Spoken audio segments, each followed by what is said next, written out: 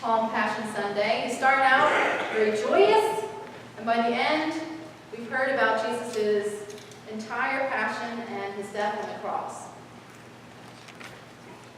And when I was thinking about how we should think about our role in this service today, I found myself thinking of my experience in CPE. Every pastor in the Lutheran tradition is required to do what's called clinical pastoral education. And for most pastors, this is a very intense summer working in a hospital as a chaplain. And for a lot of people in seminary, going to school to become a pastor, this can be their first time being with people who are very ill and also with folks who are actively dying. And this was the case for me as well. This was the first time I'd been with a family when someone that they love is done. And there's all kinds of circumstances that you find yourself in this particular job. Sometimes the death is a result of a tragic accident or a sudden extreme health episode, and it's taken the family by surprise, and everybody's in shock. And so you're helping the family to come to grips with what has happened and to find some peace in the midst of the chaos. And other times, the death of a loved one is after a long life or a long illness, and it's almost accepted with welcome arms.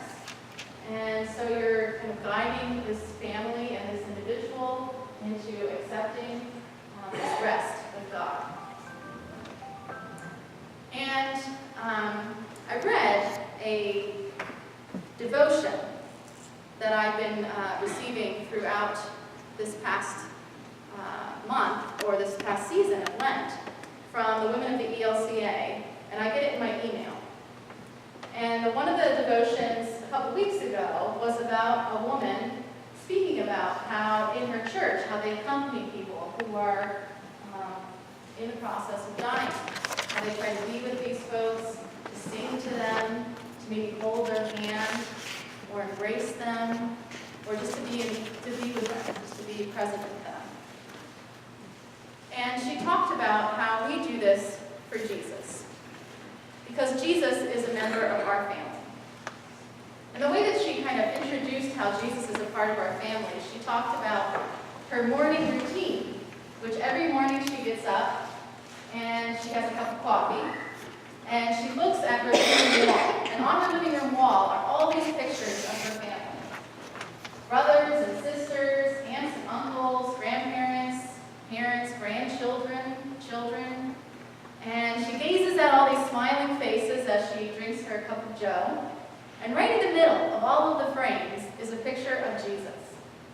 And she describes how this Jesus, he stands with his arms wide open, and his one arm is reaching out towards two of her grandchildren on one side, and his other arm is reaching out to another grandchild on his other side. And she says this reminds her that Jesus is a part of her family. And Jesus is a part of our family too. Not just our church family here at St. John's, but a part of our family at home, the family that we're related to, the family that we love. And just as we would be with somebody in our family as they're going through the process of dying, as they're in their final days, this week we be with Jesus in his final days. We're with him from the time that he joyously enters Jerusalem, shouting Hosanna, to his last supper with his beloved friends, his disciples, to his final moments in the garden, praying and trying to accept his path, to his trial and his arrest, and then at last to the foot of the cross. We're with him from Hosanna to crucifying him. And in these moments, we try to be with him as we would be with somebody in our own family when they're dying.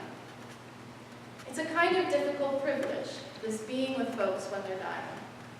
Certainly it's not something we would choose to do or we would like to do, but there is a kind of holiness about the experience.